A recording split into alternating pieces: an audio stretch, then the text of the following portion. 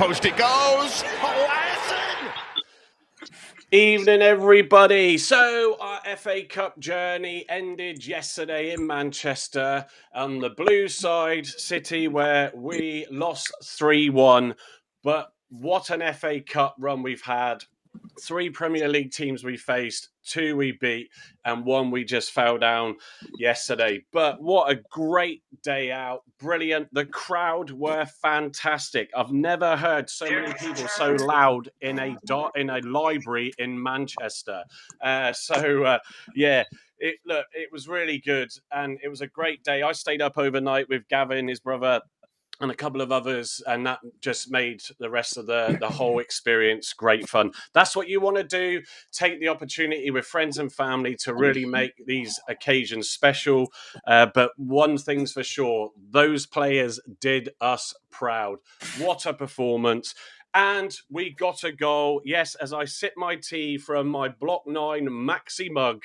Yes, perfect timing for that. Wow, Andy, it was great to see you, Carl. We didn't bump into Steve or Marcus up there, but it was great to see you all up there. What a day, hey? Taking your cup of tea to the maximum, Mike. Absolutely fantastic. Yeah, what a day. Absolutely. I'm still buzzing from it, actually, because you go to these stadiums probably once in a lifetime. But you really, when you go and savor atmosphere, the atmosphere from the away end was fantastic. The home crowd, I thought, were a bit poor. But yeah, it was a great day out to see some of the stuff around, the ground and stuff, the statues and stuff, and the history of the club.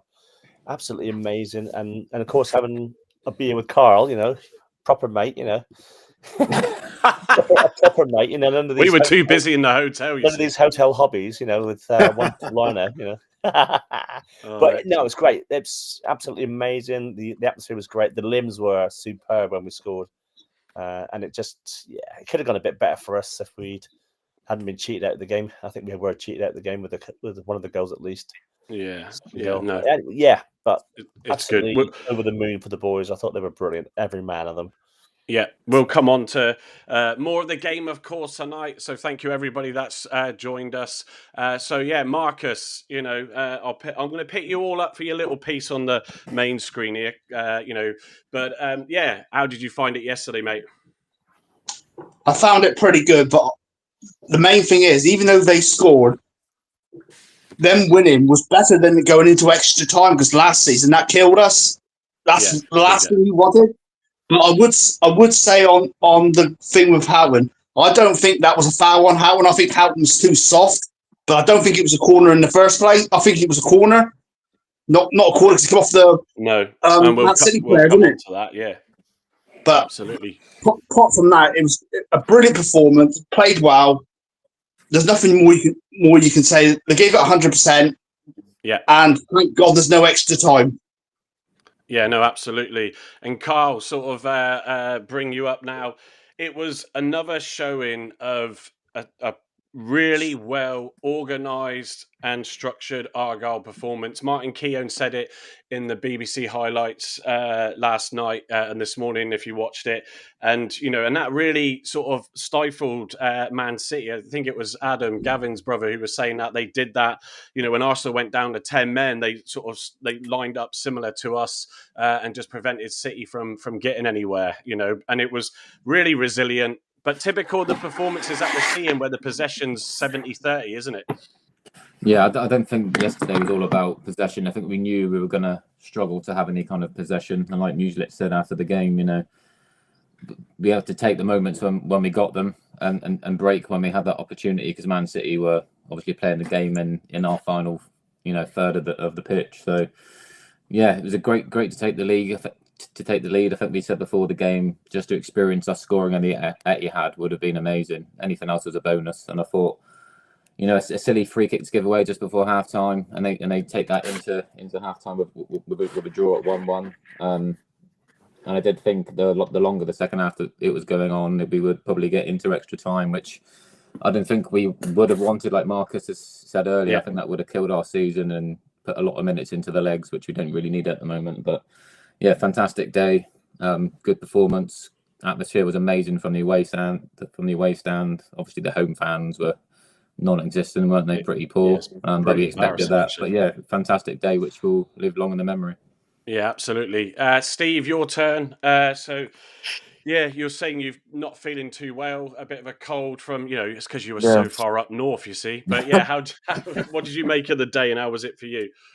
Absolutely amazing. And we all knew City were going to take the game by the scruff of the neck.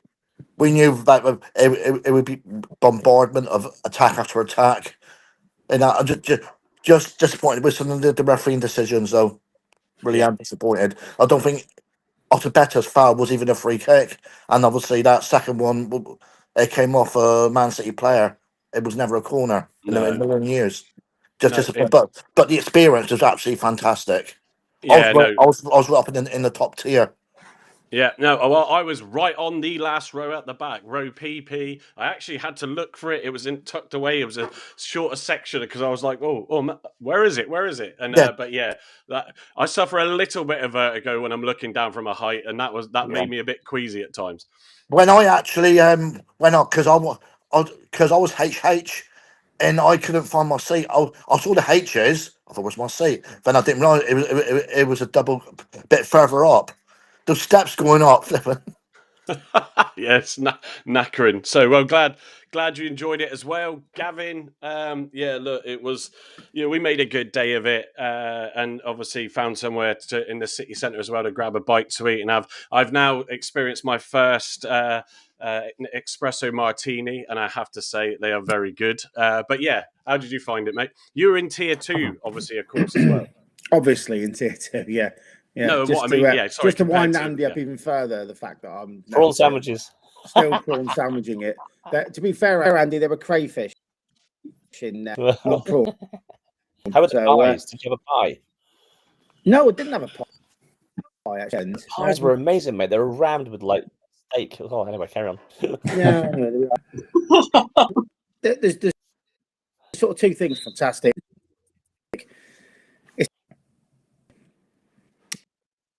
We seem to be losing you on audio a bit, Gavin, actually. I don't, it's cutting in and out, and I can't. Is that just me? Can you? Can everyone hear me? Yeah. Yes. Yeah, we can sort of hear you, but there's a bit of a lag between you, and then it's not sort of clearing everything through. I can't log back in. Yeah, do that quickly, and then we'll come back to it. So I do have up ready, because obviously we had a lot of discussions. Let me just bring up this screen share. We had a lot of discussions about what we were going to start with. We obviously did our Block 9 live lounge the other day as well on Thursday night. That's a new thing that we're doing for those that want to come and join us for a more relaxed evening session at 9:30 on a Thursday. That's going to be our new segment there. So yeah, it was and Gavin, when he comes back in, sort of got, I think it was 9 of his selection right after being sort of ridiculed across the TikTok channels for the sort of lineup that he had presented. But it was really good. The one noticeable, obviously, missing player was obviously Adam Randall. We've seemed to have seen from I think Chris Errington, that he's picked up an injury, and also heard that he might be out for a couple of weeks, which is not ideal, but the guy has played a lot of minutes. So, Andy, when you saw that lineup, what was your immediate thought? I thought he had to rest certain players. He had to switch it around because he's got to keep some players fresh back for Tuesday night, of course. But I thought it was a brave move for him to bring in someone like Ogbate, who hadn't played for a while. And we all sort of thought he might not have been up for it, but he was. He did really well. Bring him back in, Pleguezuelo straight away. I mean, Pleggy played absolutely fantastic, out of his skin again. Yeah, awesome. Excellent. Boateng was a risk because we don't know whether he'd last 90 minutes. He did fantastically well. Yeah, not much to worry about there, really. I thought it was really good up front with Bundu holding the line, and the boys working hard. Wright and Mumba working hard as well. We didn't get a lot of play, to be fair, did we, early on? Because there was a lot of possession, Man City wise. But when we did have possession, we looked quite comfortable with it. Yeah, no, it was, like I said, organised and structured. Gavin, are you back, and can we hear you loud and clear? $1 million question. There we Better? go. Yes, that's Perfect, mate. that's much seems better. better. So before All my we jump kit to this seems to have lineup, iOS 'cause- at the same time. Sorry. yeah, You that's got all a right. Don't worry. cargo. What we'll do is just give us your synopsis of your day. But obviously, as I highlighted while you were just nipping out, you got a bit of stick across my TikTok channel for your lineup on Thursday. So I know you want to take great pride in Yeah. going through this lineup. So far away, mate. So to an ex-European politician that won't be named, you all laughed at me. You're not laughing anymore.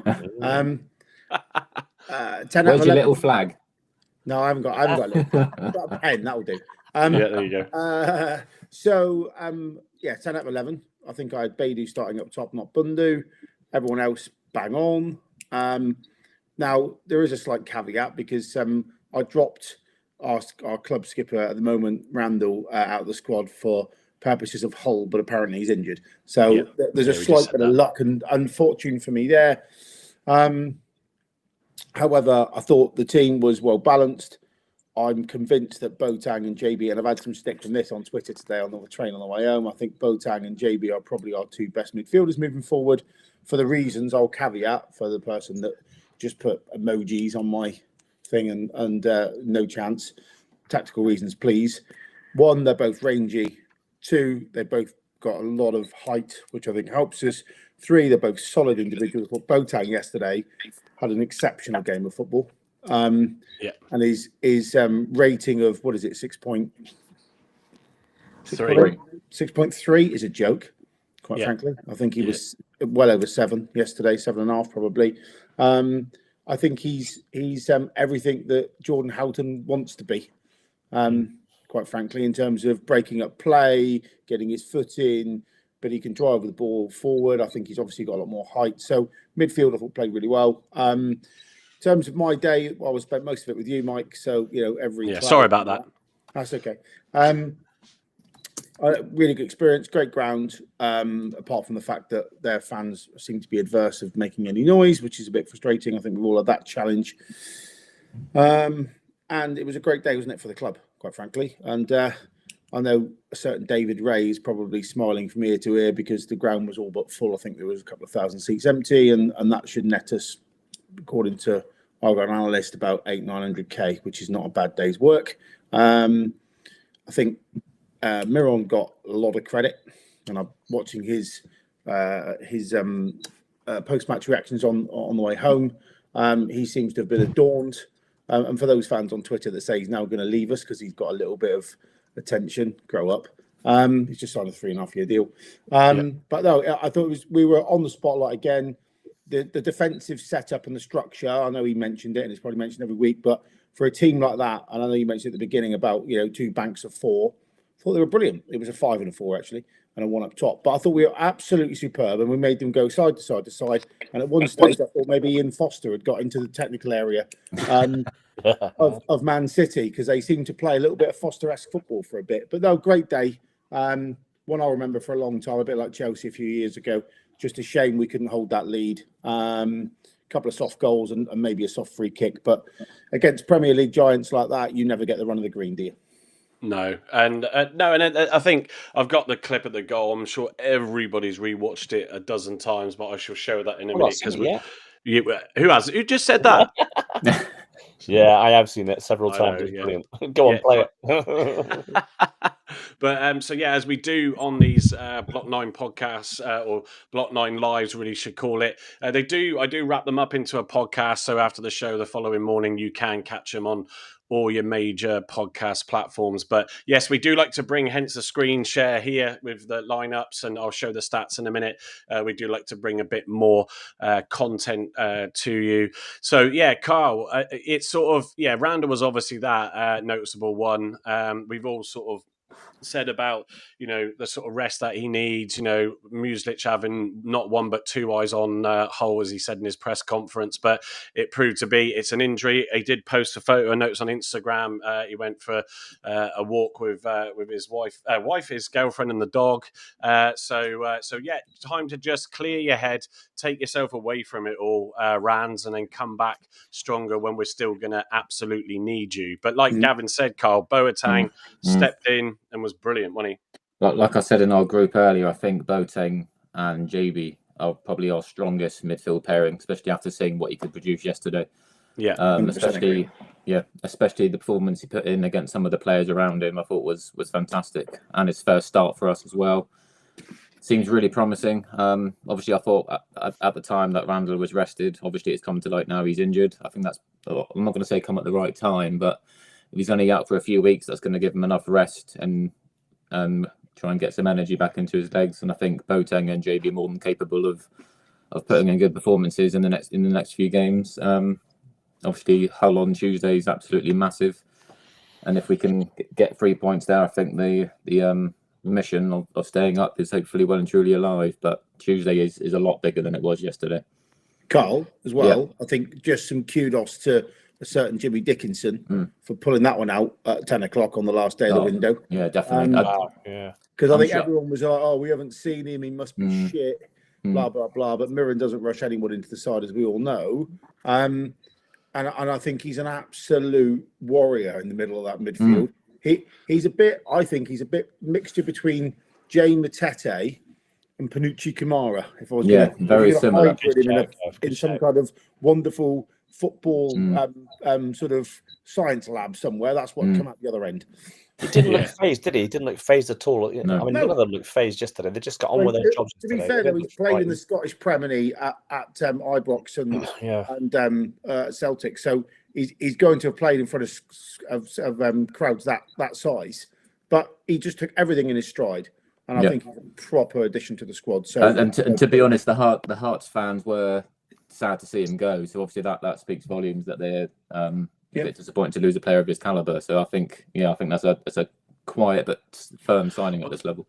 Yeah, Carl, I think it's a good, testament to how, sort of calm and patient and how Muslich sticks to his principles, where, he obviously did come out the other week and say, I'm not going to rush to bring a player in that I haven't had the time to, sort of understand my tactics and how we want to play, and now he's done that, and he was, he was happy to trust him in such a massive game. Yes, okay, Randall with the injury, but he blended in with everybody, and and we were solid and kept our structure and formation superbly. So, I mean, who else in there? Carl? I mean, Bundu, sometimes I get frustrated with him, but he did well yesterday. I thought yesterday was one of his best performances in that role since Miron's converted him into a number 9. I thought he was strong. He held the ball up really, really well. And then kind of when he went off in the 60th minute, which is the right decision because we need him for Tuesday. I thought since he went off, obviously Beidou coming into the position, he wasn't anywhere near it again for me. He was kind of slow jogging around, wasn't really pressing, trying to get the ball back. I didn't see much of that from him again on yesterday. I thought Beidou had his best time for the club yesterday. Really, I don't think he touched the ball much, did he? He didn't. I'll be the mediator, but he didn't. But I was talking to Gavin about him after the game. I think I saw more, but it wasn't really the phase of the play. Wasn't really there. I sort of, Marcus, I'm going to come to you on this one now. What were your thoughts on the play? The lineup and the players, but also Al Haj when he came on, just for me was invisible, which didn't help then Beidou. But I do feel Beidou did more. I think we need him to do more because it's going to be so important with the injuries that we got. But yeah, Marcus, what were your thoughts on the squad yesterday? I think with Beidou and Al Haj, I think most fans have got to reserve their judgment until they have a proper pre-season behind them. You can tell the difference between the Championship and playing in Scandinavia. A major difference. You could see it. They might be the main men in Scandinavia, but they look physically out of it in this league. Yeah. So Boateng played for Hearts against Circle Broods, so Murren knew what he was like, and he had a good game against them. So he stood out before, so that's a good sign. He looks an upgrade from Randall and Houghton. The only disappointing part of that game was one of their smallest players seemed to have a few free headers. Yeah. That's the only disappointing part. But some of the quality of the balls in were immense, weren't they, Mike? They were. Grealish.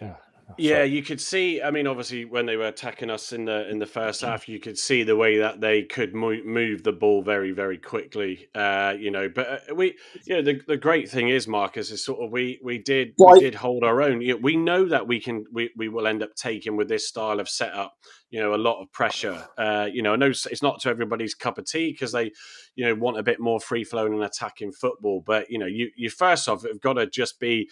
Get yourself organised and structured and stop leaking all the goals that we've leaked. It might not stop us from, it might not stop us from, losing out on goal difference because it's such a mammoth task to take and turn around. But yeah, I mean, overall, they were just good, but you could just see, and the quality did show in the end. But Marcus, you were saying about the refereeing decisions as well, and I looked at the Ogbeta one. He was a little bit. He missed the ball, and it was soft. But my God, I was like, oh, please don't concede now on halftime. And obviously, that's exactly what we did. And O'Reilly ran in. Not really. Mark Bundu didn't deal with him. Got caught and brilliant header into the back of the net. But did you think it was a free kick? I thought it was a bit soft, but I can understand why it was given. I suppose if it was on the other foot, if it happened to us, we'll say why it wasn't a free kick. So it works both ways, really, but it was soft. Yeah, I think the referee, Marcus, sort of. I know it's easy, and people will think that are listening. If you're not Argyle fans, that you're going to say that because it's your team that didn't get the result. But he did seem to blow up for every little time we nibbled at their heels, and then when we had the same situation, he just let the play go on. So it is what it is. But there was an element of that, Marcus, wasn't there?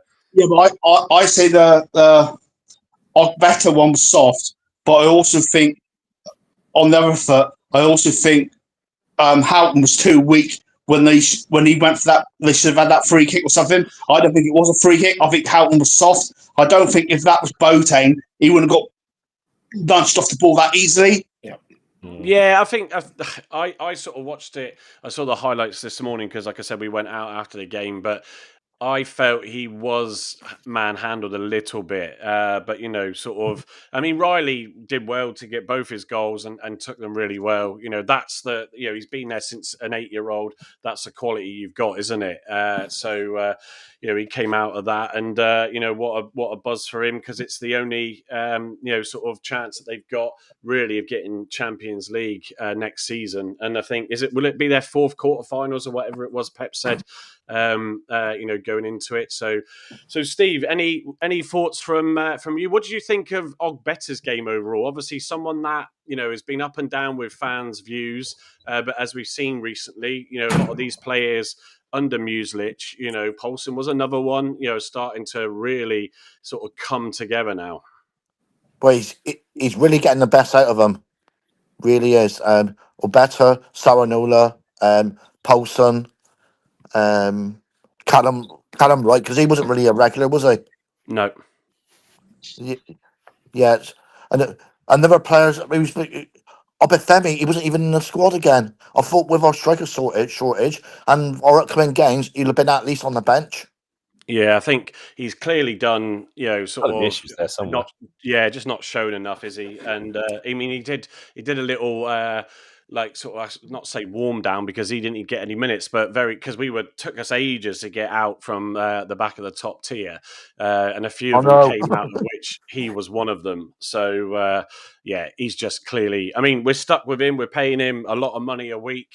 And as Gavin said last night, someone just needs to have a word with him, Steve, and say that money could have went on someone else, really. Yeah. Well, we didn't heed some of the warnings, did we, Steve? No. That some of their fans gave, but I know. that's the risk when you do that. It's going to work to be in some Maybe and not you're on not others. allowed to send him back in the contract or something. Yeah, possibly. See, the difference in between us now and then with Rooney was all about flair players. We're about structure. Yes. Getting the best out of each individual players. They may not be outstanding, but as a team, they work so damn hard. Yeah. Absolutely. And just looking at Macy, who's joined us on the TikTok thread, there's a few others in there. Yeah, she said she thought Sorinola did great on corners, something like to see him do more. I think on that, actually, Andy, I'll come to you on this one. It's almost, where have we been hiding Sorinola in these corners? But I do think that obviously our new set piece coach has obviously been doing a lot of work. That was quite clear. The ball in was beautiful. I'll come to the goal in a second. So with Randall out, and we know Randall has been a bit stuttery on corners. Pukac was then taking over them, but that was a beauty of a ball, Andy, wasn't it? Oh, it's superb. We've talked about it down the years about unearthing a little nugget. We've unearthed another little nugget with Sorinola. Yeah, I think since he's been in the team and getting a regular run out in the team, he's just got better and better and better. And that cross was unbelievable, right under the post. Bang. We'll see the goal. But I'll tell you, I think that's look at the leap. Look, I think in fairness, what Ray would be right before we had these tall players, big, strong, that can cause problems in the area, but also the set piece coach. Because is it Hubert? Hubert. The fact that something's obviously being done because of all the players taking corners. Let me just go back to the screen. It's clearly working, which is fantastic. So Sorinola, really pleased for. I've said it for quite a while. Him and Pleggy, obviously, before Music came in, started to really take their opportunities and get stuck in, and they've been Katic and Maxi, have been absolutely fantastic. But two players that were nowhere really are turning into my two favourites. So you just touched on Plegg as well. I just want to bring in something. Yeah, I was about to say the same thing. Go on, read my mind. It was a one-on-one. I think it was a one-on-one. City were through, and he was about to pull the trigger, and all of a sudden, Plegg is in the box. Bang! What a tackle that was! He came out, and it was central to us, obviously. And Katic got caught out, didn't he? With a bit of pace. And from nowhere, he came in from the side. It reminded me a little bit of a famous Pat Van Den Houw, where he took both the defender and for the older generation, obviously, listening. He was an Everton player for those who are under 40. I'm not under 40. There was an instant, I think it was an FA Cup semi-final, where he literally took the attacker, the defender, and the ball all at the same time. And it was very similar to that. He got across a great pace. To say, call out to Pleggy. He hasn't played since the 59th minute of the Liverpool game. Outstanding. Right? And he's come back like he's never been away after having a niggle. What a performance. And I have to say, we have now 5 absolute quality central defenders, which is lovely. So I don't care who plays anymore, because all of them can do a wonderful job. But what a turnaround. We wouldn't have said that a few weeks ago, would we? Before Katic and Maxi came in. The goals and this is all about Carl, Gavin. This is what, when you've got camaraderie, you've got the right dressing room. I don't want to bring up who and if anybody did imbalance the dressing room. Players have moved on, and as I said, I think it was last Sunday, we're not even talking about, we're missing Gibson, we're missing Morgan, blah, blah, blah. We're not, because what we've brought in is in the nicest way, because Gibson's great, a step above. But they all want to fight for each other. And you were worried that Katic was going to get caught out. I don't know if it was De Bruyne, whoever it was, but then just out of nowhere, it was Foden, came charging through Pleggy and just got his tackle in. And a bit like we'll come on to Hazard, because absolutely deserves a segment. But you just, like, I was up in the stands I was doing my Maxis going, yes, because that's the sort of fight, desire, and passion that you want from your team, regardless of the game. So that was a great memory. I will lead it into my segue now to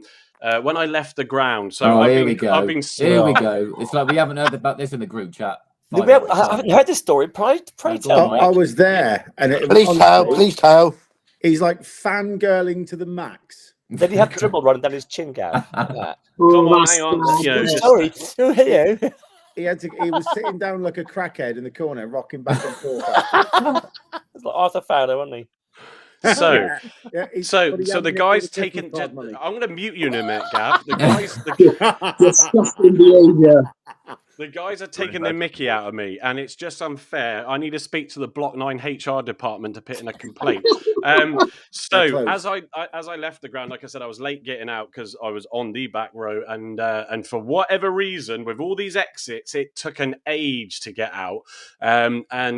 So came out, Gavin and the guys were waiting for me out there, and we started to walk over to the tram, which we didn't take in the end, but started to walk over, and then this Plaguey's fiance, sorry. Yeah, I did say on TikTok, and I did apologise, but yeah, due to get married soon, so fiance, just like stopped and went, "It's you from TikTok," and I was just like, I'm like, oh, really? Okay, now.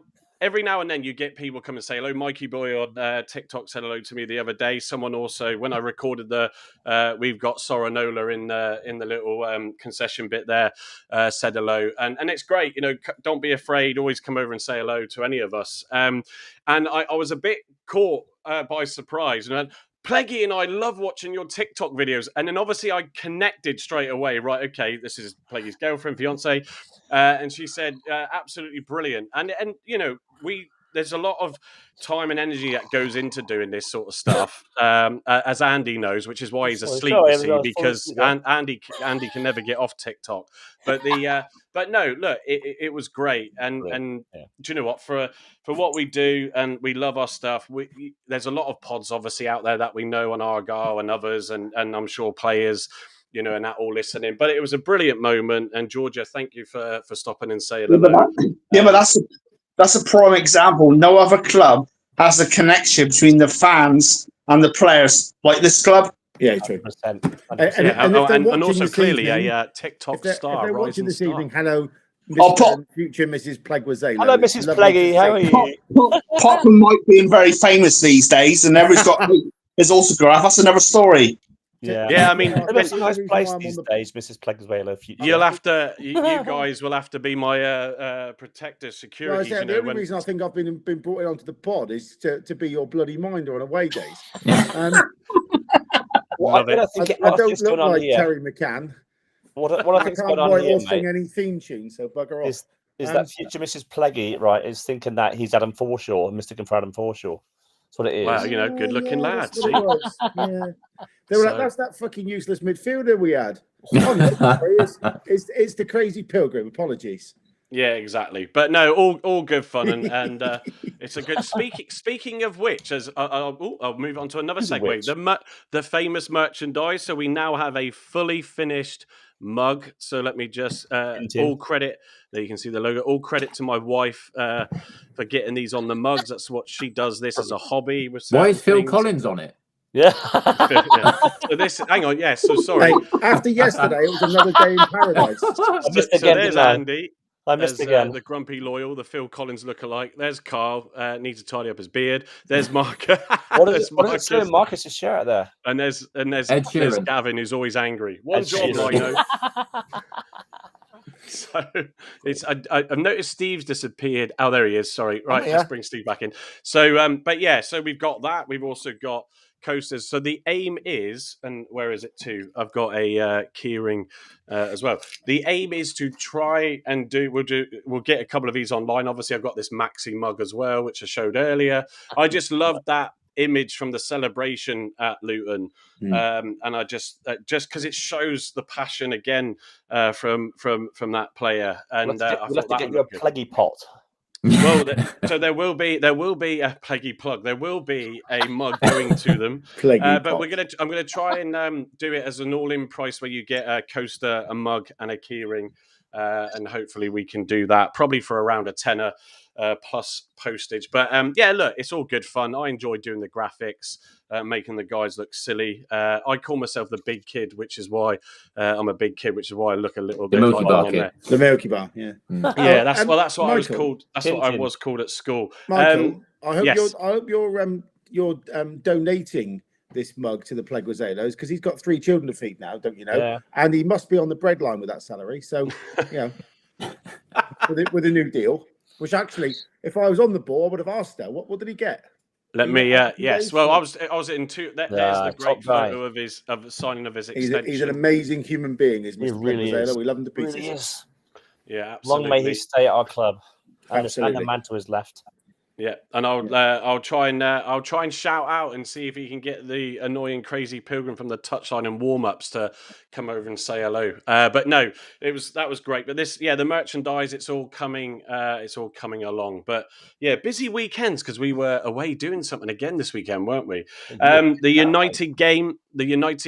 I know there's a lot of people that are probably sticking with that one at the moment. It is at half time in extra time. It's still 1-1, which was the full-time result.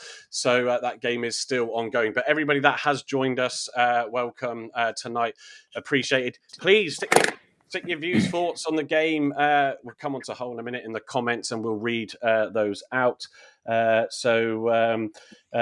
Macy's just said, careful, Mike, don't be shouting about your fame too much. Sean will be coming to talk to you. He'll be asking for a selfie. No, I doubt that. But I don't know if he's in the chat tonight, Sean. But they were both up there, evening Sean, Richard. Jana's on tour. So coming back in, let me go back to my screen share. Hazard. Just again, super. Just not a strong enough hand. It was a powerful header for their goal. I thought he just got it onto the post, but sadly didn't. But he was brilliant all game in that one. Marcus, I'll come to you on Hazard. Not bad for a goalkeeper. They said a few months ago some fans were saying was crap. It's pretty good, isn't he? Yeah. He's actually a better shot stopper than Cooper. Oh yeah, it's that's a statement. Big words. That is a statement. Big words, Steve. But that's also a true statement. He might not be the only thing he lacks is coming out for crosses. He did it right. I thought. On that, I think there. He stays on his line too much. He might keep him out of the goal because he got long arms, but apart from that, he don't come out enough. I can sort of see what you're saying. I mean, the good thing is at least we've got Katic and Maxi to do a lot of work to defend those corners, which when we haven't had that before. And the biggest thing with everybody's performance is if the squad is all doing their job, really, really doing well, the positive, it just breeds and breeds and breeds. So as a goalkeeper, when you've got a fantastic back line, it just helps with the confidence, doesn't it? And what it also does, though, as a goalie, is adds the pressure to you, because when your guys are doing their job, you've got to make sure you do yours, because that's where it will cost you. And yeah, I mean, Gavin, he was immense yesterday. 6 saves, wasn't it?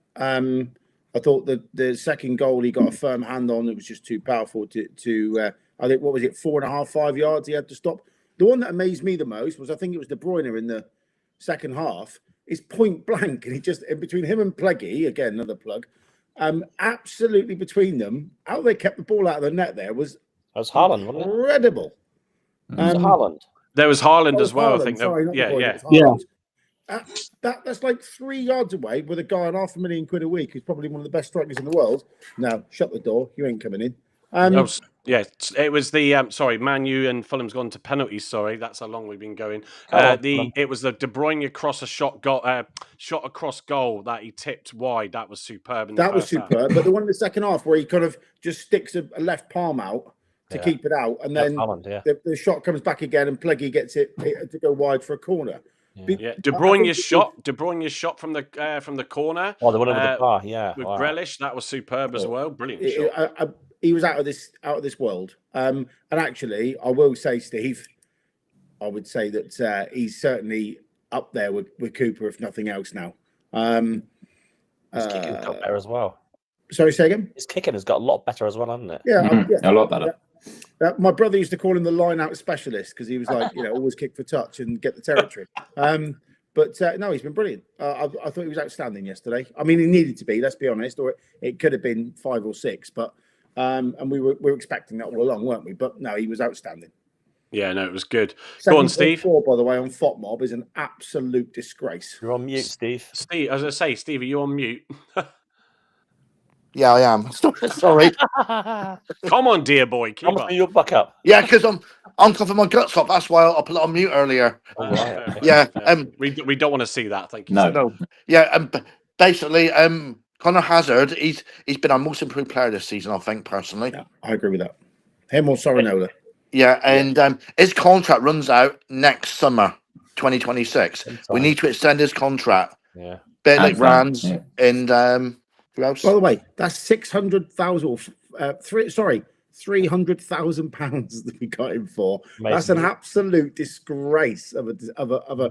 We pulled their pants down, didn't we? Yeah, it's. I mean, look, until we see something from Beidou and Al-Haj, which I'm sure it will settle eventually, and even if going into the new season, wherever that is in the Championship, that we'll get something there. But you're going to win some, you're going to lose some. But yeah, we definitely seem to have. I think we can safely say that he should be given the number 1 shirt next season. 100%. Yeah, well, is there a reason why they don't do that now? I suppose understand. you can't change it mid-season numbers. No, because Cooper was given 1 at the beginning of the season, wasn't he?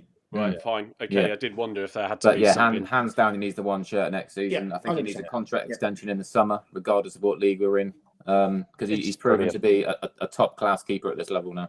Yeah. And he's improved massively since Muslic has come in as well. It's like the guys that said, his kicking's got better. I still agree with Marcus about the crossing. I think he still needs to improve there, but I still think he's showing signs of coming off his line more than he used to. He is, yeah. And I think all round he's bloody brilliant. Do you not think though it is the music effect? Yeah. You think he's getting around these players, he's getting his arm around these players and saying, "Come on, you can do this. You got this." I think, and I think he's the best shithouse of a goalkeeper as well. His time wasting is absolutely immense. on. Is hilarious as well. And also, really I would winds say fans up. I'll shout out to Darryl Flahavin here, who's most goalkeeper coaches go under the radar. I know he works. Yes, good shout, Gav. But I think between adding Miron and Darren, they've done a really, really good job of taking a man who seemed to have a bit of a fragile confidence. Yeah. But mainly probably because he was getting pelters from half fans about you ain't as good as Cooper. He was, mate. I'll put my hand up to that. But they were saying, wasn't he? Was always in Cooper's shadow. Stick for supporting him. So just saying. And also, it was never flavour of the month, was it? With Wayne, because they wanted someone who could do 15 keepy up, 7 Cruyff turns, and then play the ball out from the back rather than just stop the goal going in the. Ball going in the goal for 50 I think what helps Hazard as well, gents, is speaking of which, we do want some more women on. More women. We do want some women on here. I was going to say, I mean, Marcus at weekends, but during the week, we want. Boy.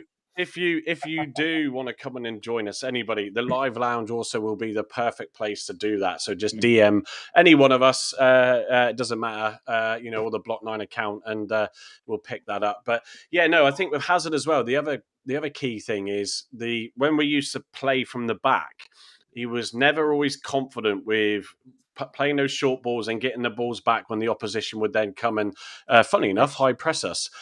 So at the end of the day, we don't do that now. So you can take that pressure away by the natural way that Muslic plays, and you can go. Man United have missed a penalty. Good. So you're ahead of me. It's 3-3 for Fulham to take their kick. Can they make this 4-3? Would end a disastrous season for United. Let's just watch. Let me watch this. I've still got the United penalty in mind. So one more miss from United or a penalty from Fulham will win that round for them. Do you think Mirren saying to Hazard, "You're number 1" has helped him? Yeah. That's a great point, think, of Marcus. course it would do. Yeah, that's an absolutely fantastic point that I think everyone's forgotten. There's nothing better than your boss going, "You're my man," is there? Yeah. You're the one I'm going to rely on.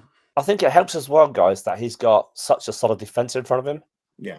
I've got the upgrade. But I think on Gibson. It's an upward multiplier, though, isn't it, Andy? Because he's more confident because the back three's confident, and the back three more confident because he's going to pull it out and stop the shot. So it just works up through the team, doesn't it? Yeah, I think it just gives United are out. Yes.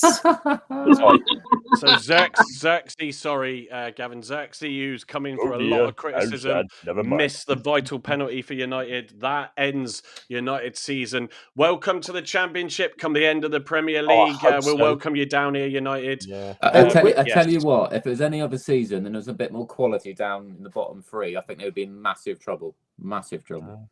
Yeah. Definitely. To be candid, we could have 2 Manchester teams in the Championship next year. Depends on the sanctions. No, I think they're going to go right down like Rangers did that time. Rangers go right down to Scottish.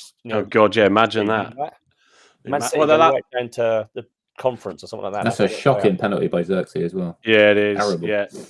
And they'll have a lovely extension to that stadium with that hotel that we could see they were building for more books to store in the library. So the 9,000. Yeah, exactly. One player that I thought, Carl, come to you, that, sort of, I felt didn't do too bad yesterday, linked up well at times where he could, was Mumba. Obviously, we talked a lot about him on Sunday's game. Obviously, I didn't see him in the Cardiff match where he came back in. We picked up on it in the live lounge on Thursday night. Carl, Mumba, what were your thoughts on Mumba sort of getting back in and staking that place? I thought he did well. I think he was quite quiet, but he didn't do anything wrong. Put in 100%. Didn't make any mistakes. He didn't do anything fantastic either. I thought he was steady. I don't think anyone had a bad game yesterday. I think Katic's rating, was it 5.6, is pretty poor. It's a joke, isn't it? Really joke of a rating. I think most players were over a 6.5, if I'm honest. Who gave him that? 5.6 is dreadful. Fuck one. Really dreadful. Yeah, there you go, right in front. I think a lot of that, like Gavin was looking at it when we were eating last night, and he was going, "What's this rubbish?" And I think there's an element of where have they underscored, because as they might look at it, well, if I switch to the stats, we were under the Kosh possession wise. Gavin did also shut an Exeter fan up, which was quite funny as well last night, given a bit of jip. But yeah, look, 73 versus 27, but that isn't uncommon in these Mueslich games. Total shots, 1 on target. Obviously, the goal for us, 29 for City. But that just shows how resilient and how brilliant, isn't it? You're playing one of the world's best clubs at home. You're going to expect that. No, absolutely. About keeping more or less for as full long team as well. possible. Full strength. Can I just say as well? Andy? Can I just say as well? If you're an Exeter fan, don't come onto Argyle's Twitter and say your tin pot lot only got 27% possession at the Etihad when they were home to the mighty Northampton Town and drew 1 each. Yeah. How embarrassing is that? They'll be going down this season. Well, that's what I said. Enjoy League 2 was my last sentence. Back to where they belong. So, the gap.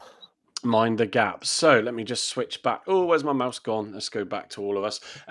So look, I want to move. Look at the time. Want to focus on the game on Tuesday. So we, a great weekend had by all. Players did us proud, as I alluded to at the start. It was one that you were going up with. No real expectations, but in the FA Cup there is always a chance to make an upset again.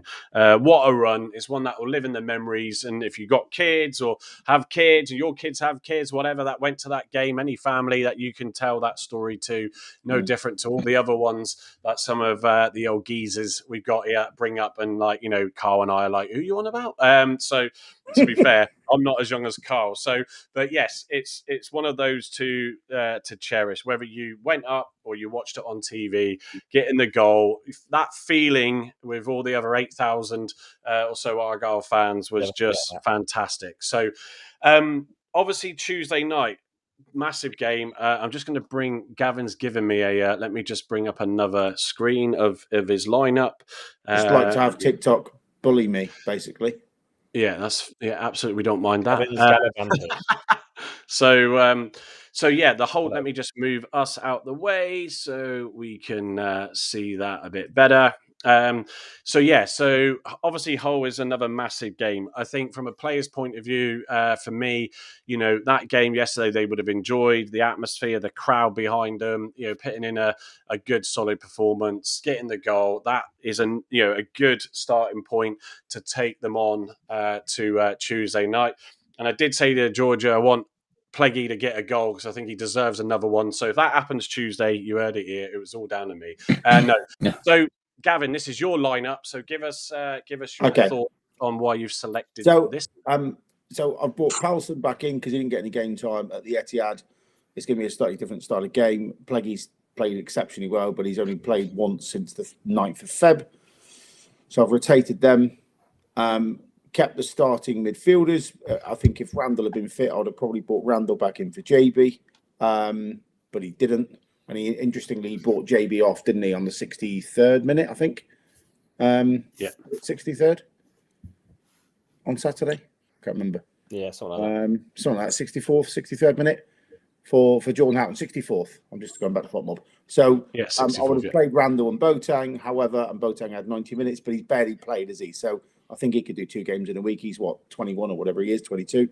Pusac had the last 30 minutes, and I think I have to say that was my toss-up because I thought Ogbeta again was class. I know everyone's sort of berating him, and the absolute clown sat behind me, giving it beans. I won't say what he said, but about Ogbeta's performance was just a joke. But I thought Ogbeta had a good game. But Pusac back in for his left foot attacking prowess with his crosses.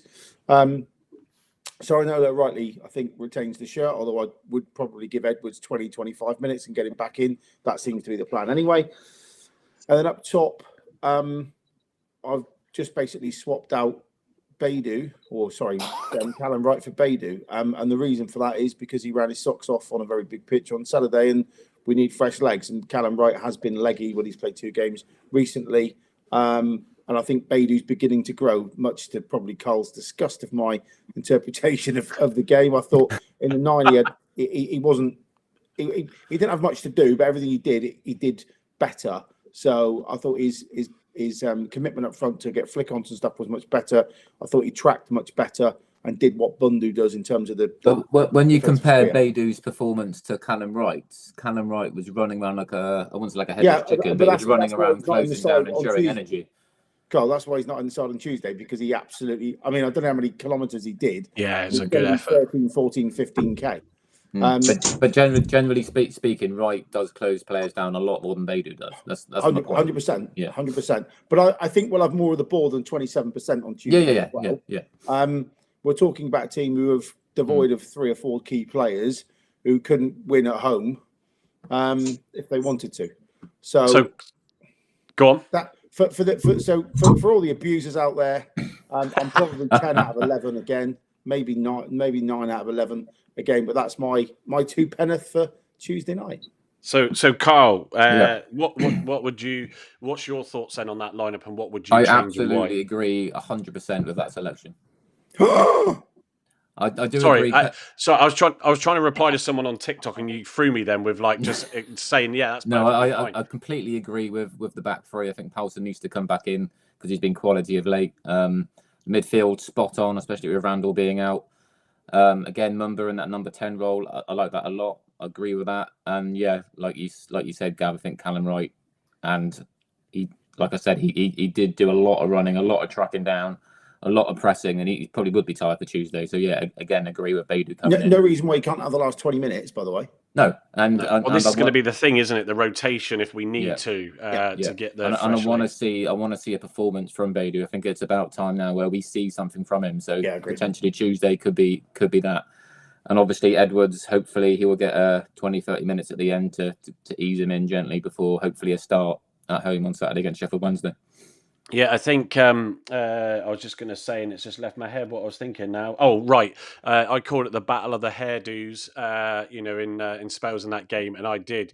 Callum Wright, if you ever see this or are watching this, but the clipping and taking out Grealish at times, who, to be fair, had a really good game. Grealish? Who's Grealish? Grealish, or however you pronounce it. Goulash. It was good to see that. It was good to see that. Go on, I Carl. have to say, Callum's Oh. right. Callum Wright's curtains are better than Grealish's curtains. Yeah. Sorry, what? I said Callum Wright's curtains are better than Grealish's curtains. It's And he curtains, wears Rob. Carl, Alice- you've got a dirty mind, Oh, dear. Carl. no, about not curtains. curtains. Get a grip of yourself, man. He wears that Alice band with far more panache than Grealish. There, I've said it. I'm just trying to play. I'm just trying to Oh, hello. see. What's going No. on? Even Al Hadj has an Alice band now. There we go. Ah, there we Yeah, go. yeah. I'm And trying now, to because he's get- been trying here, to he get can't find a barber. all into the all He was into feeling the screen. infuriated there because you weren't on screen. You noticed that? That's all right. That's good. Yeah. So yeah. Go, Andy. Any thoughts on what you would change in that lineup? I agree. I totally agree with the JB and Boateng in the centre of the park, but I would have Houghton in there in place of JB for some reason. I don't know why. No. No. No, What, no, so no. go My on. only What problem makes you? there, What Andy, makes is you this- think? What makes They're you think to both do that? they're both too defensive. Boateng is that play in front of the back three, protect them, win the ball, give it to someone who's happy to drive up the pitch. If you've got Houghton and Randall, that's fine. If you've got Boateng and JB, that's fine. If you've got Boateng and Randall, that's fine. But you're playing two players there when we're trying to win the game and go forward that are both happy to nick the ball and play a short pass rather than drive up the pitch. Yeah, fair play, fair shout. Yeah. Okay, I'll stick with that then. Hey, no. To be fair, I'll die on this hill, Andy. I'll die on this hill. Yeah, I was going to say Gavin's defended his choice as well, but yeah, absolutely. Go on, Andy. But yeah, apart from that, I agree with the rest of it. And I think that's why you took Bundu and Mumba off yesterday, because Bundu looked leggy, thought, right, give them half an hour to recover an extra, and then Mumba, the same. So yeah, good move. Sorinola came off as well, I noticed. So yeah, resting those players for tomorrow night for Tuesday night is important. Yeah, absolutely. We've got it's good, mate. Not bad. Sorinola. We've got sorry, go on. I'd have Grimshaw on goal though. Well, that was a wild card. You're fired. Yeah, that was a wild card from a couple of you, wasn't it, for yesterday's game? But didn't happen. Yeah, Steve. Any thoughts on anything there? Would you stick with that or change anything? I'm not convinced of Beidou in that. He doesn't do anything for me. No, but we've got not many options up front, and he does have. Look, he has why played is- in a striker role, hasn't he, before? So He's fresher, isn't he? What? Why is Opafemi just singled out in that? Is it just his mindset? no, like we were alluding to it earlier, weren't we? I Must think be attitude. he's clearly not applying himself, and I think that's quite clear with him not getting used. So for me, if Music isn't even looking to put him on the bench, then we don't even deserve to give him any minutes on here, respectfully. Because if you go to work and repeatedly don't do everything your boss tells you to do, are you expected to be rewarded, Steve? Not really. I'll rest my case, Your Honour. You also be expected to be setting up the road. Saying that, I never follow orders at work anyway. Well, no, you're a maverick, like me. Steve, I believe your boss watches this, doesn't he? Anyway, one of them, some of them do, yeah. So I think with Beidou though, when you consider Hardy's obviously out with that injury still, the Obafemi situation, sort of Beidou we know has played in that role. There's a part of me that thinks, and I do agree with the Boateng and JB setup for exactly what Gavin stated, and I think if Boateng can get further forward, I think Hull, it's worth going at Hull. I think we definitely don't want to really absorb the pressure from them to start with. I think if we go at them and rock them early on, they will have had a full week rest. That will be the single biggest difference between the two sides. But they lost away to Cardiff. Their away form was their best form recently. Their home form is not very good. Anything can happen though, as we know, against Luton and Cardiff in these big 6-pointers, so to speak. So I think you've got to try Beidou in something. They've only got, apparently on their last team selection, only 6. There's only 6 goals in that starting 11 for Hull. Wow. Yeah. So there you go, Steve with the stats. I only heard that because I watched the Pilgrim podcast earlier. Yeah. Oh no, Shout out to I Pilgrim haven't caught Podcast. up with it yet because they put it out today. I will definitely grab a listen. Hopefully tomorrow. Shout out to the boys from that. So always a good listen for those that haven't gone and tried that one out yet. So Marcus, your views? Anything you would change in this? No, I'd pretty much keep the same team as what Gav's picked. I think Beidou is a. I think people seem to think Beidou's crap, but this is a player that's looked good against Roma and Galatasaray. He is a good player. Sometimes it takes time to get used to this in the Championship, but give him time because people said the same thing about better. People say the same things about other players. Like Paulson was crap. Now he's looking good. Yeah. Give him people need to give him a chance. It wasn't that long ago. People were criticising Hazard. No, hey, look, everybody. It's it's definitely. Time is unfortunately not on our side, but also options up front are not on our side at the moment either. So you have to try something.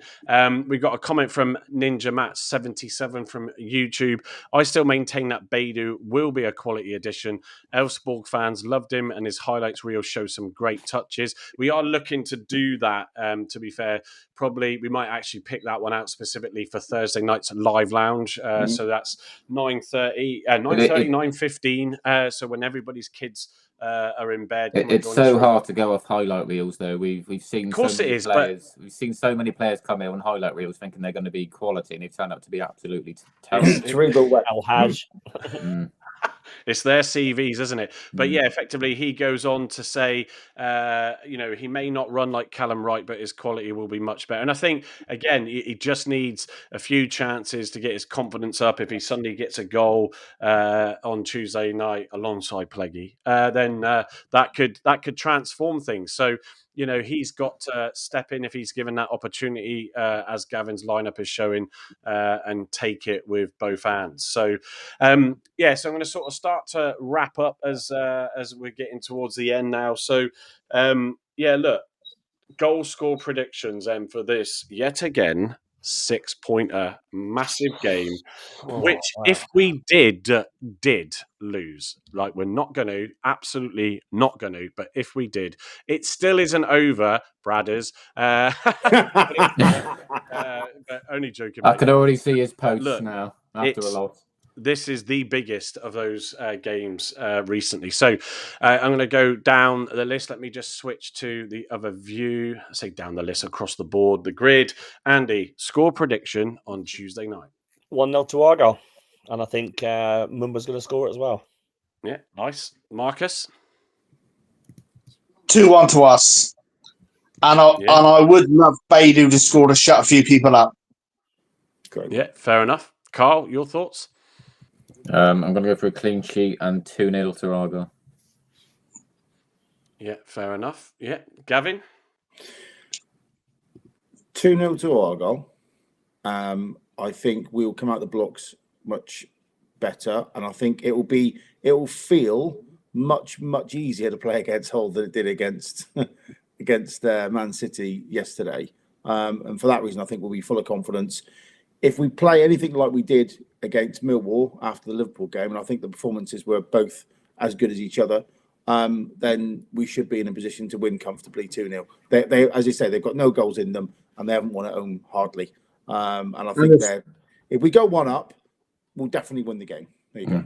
And we haven't lost a game, have we, when we've gone one up? So for a long time. So, Steve, what's your prediction for Tuesday night?